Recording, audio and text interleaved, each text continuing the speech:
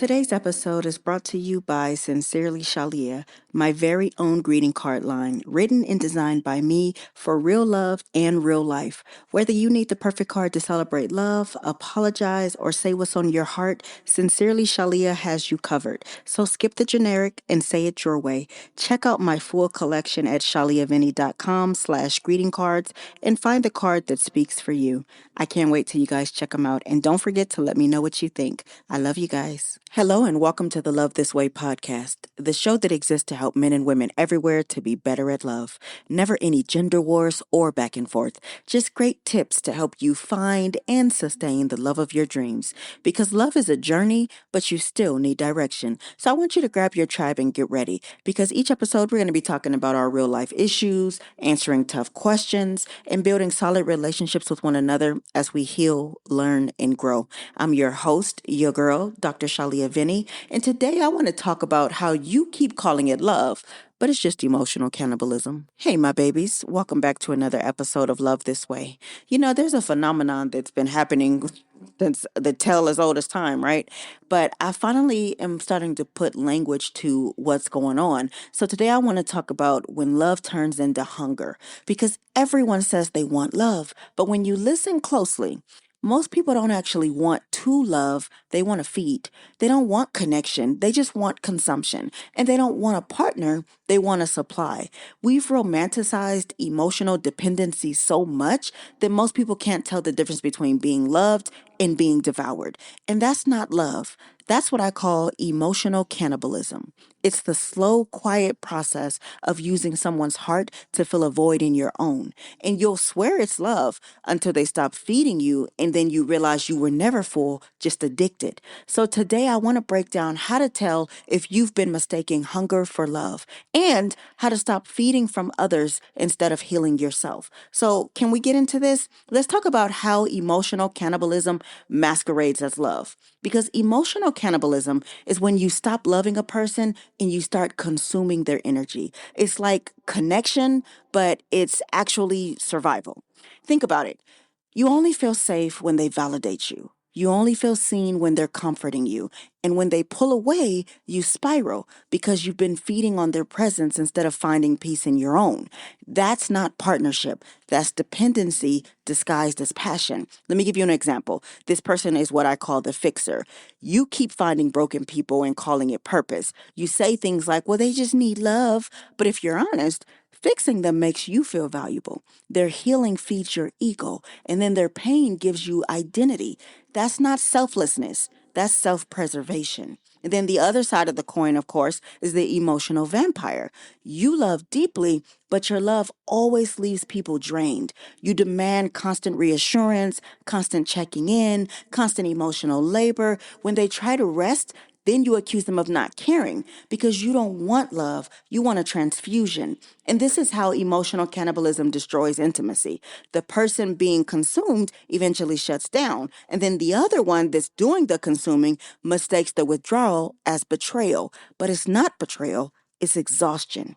The truth is, when you haven't healed your emptiness, even love feels like starvation. You can't receive it, you can only extract it. I know that was a mouthful, and it probably left you with a few questions. Like, of course, the golden one: why do we keep feeding on each other instead of healing ourselves?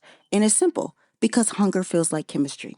Chaos feels like passion, and being needed feels like being loved. Many of us grew up emotionally malnourished. We were told to be strong instead of vulnerable, independent instead of intimate. So we learned how to chase connection through consumption, to take instead of to share, to drain instead of pour. We date people not because we see them, but because they mirror what's missing in us. If you're insecure, you crave constant validation. If you're lonely, you crave attention, not intimacy. If you're unhealed, you crave chaos because peace feels foreign. So let me give you some real examples, right? You text them nonstop, but it's not because you miss them. It's because silence triggers your abandonment wound. You might demand proof of love because you don't trust yourself enough to feel it. Maybe you confuse possessiveness with loyalty, jealousy with passion, and control with care. This is why so many relationships feel so one-sided, because instead of bringing fullness to the table, people show up starving, and then they blame the other one for not feeding them enough. But here's the secret. You can't be fed by love if you've never learned how to digest peace. Love won't fix your emptiness, it'll only expose it.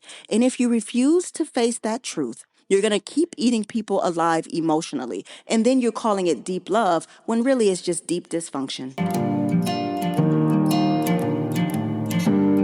Hey, friend. If you're tired of those generic, impersonal greeting cards, I've got you covered. Sincerely Shalia is my very own greeting card line, written and designed by me to help you say what's really on your heart. Whether it's love, apologies, or just because, these cards speak for you. Skip the cookie cutter messages and send something real. Check out my collection at shaliavinny.com/greeting cards and find your perfect card today. Now, I know, well, wait, at least I hope that none of you are purposely behaving this way. And sometimes you might not even realize you're doing it. So maybe this is an eye opener. But either way, I want to give you 5 ways to stop consuming so you can start connecting. Number 1, you've got to feed yourself first. Emotional starvation always creates desperation. You have to learn to give yourself the validation, rest, and peace that you crave. Because when you're full within, you're going to stop mistaking dependency for love. Number 2, you need to learn to sit in emotional silence. This is so hard for so many people. If every quiet moment feels like abandonment, you're not ready for connection yet. Real intimacy includes stillness, not just stimulation. Number 3, ask, what am I taking instead of what am I getting? Love is mutual exchange, not emotional extraction. So if you only feel love when you're receiving and not when you're giving, that's consumption. Number 4, detach from the drama addiction. If peace feels boring to you, you're addicted to emotional highs. Start unlearning the belief that chaos equals connection, because it doesn't. And last but not least, number 5, redefine love as nourishment, not need. Healthy love should feed both people. It's not about who pours more, it's about how both pour consistently.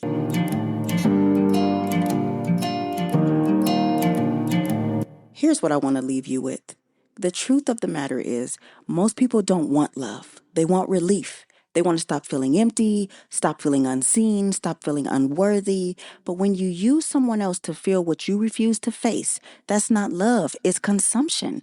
Love isn't supposed to taste like survival, it's supposed to feel like safety. It doesn't drain you, it disciplines you. It doesn't starve you, it sustains you. So maybe it's time to stop asking, why won't they love me better? And start asking, why do I keep trying to eat what I should be healing? Because love doesn't need to be fed, it needs to be shared. And the day you learn to feed yourself, you'll finally stop mistaking hunger for love. That's not heartbreak, that's your awakening. If you need more help, you know you can always go to shaliavinny.com, book a one-on-one session with me. I am here to help you work through this. I am always rooting for you. I'm going to see you on the next episode, okay? Today's show is brought to you by Sincerely Shalia, my greeting card line. Please rate the show on your favorite streaming platform, share it with one person who you think needs to hear it, and then ask them to do the same. Remember, good, better, best. Don't you ever let it rest. To your good is better, and your better is best. Until next time, your friend, motivator, and relationship strategist, Dr. Shalia. Bye.